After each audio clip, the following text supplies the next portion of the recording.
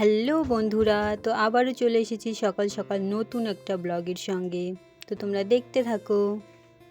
আমি এখানে লাল শাক কাটছিলাম আর দেখো উনানে ভাত চাপে দিয়েছি।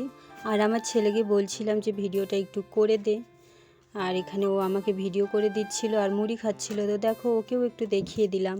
আর আমার শাক কাটা হয়ে গেছে আর এখানে হচ্ছিল ভাত, তো লাল শাক আর আলু সিদ্ধ অলরেডি আমাদের খাওয়া দাওয়া হয়ে গেছে। আর এটা হলো মাছের ঝাল।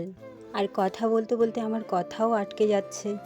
খাওয়া দাওয়া করার পর রান্নাঘর পরিষ্কার করে মুছে টুছে এখন যাব ঘরে। তো দেখো আমি রান্নাঘরের দরজাটা এখানে লাগাই দিচ্ছি।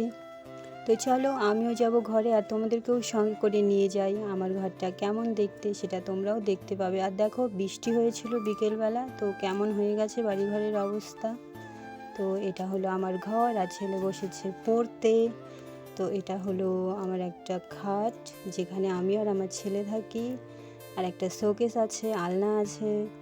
আর এই যে দেখো পড়ছিল, খাতা দেখাচ্ছিল। তো একটা বাক্স আছে, এখানে আমার শ্বশুরমশাইয়ের ছবি আছে। তো চলো ওই জানলা দিয়ে তোমাদেরকে দেখাই, একটা ছোট্ট একটা ঘর ওখানেও আছে। তো এখানে আছে, দাঁড়াও দেখাচ্ছি।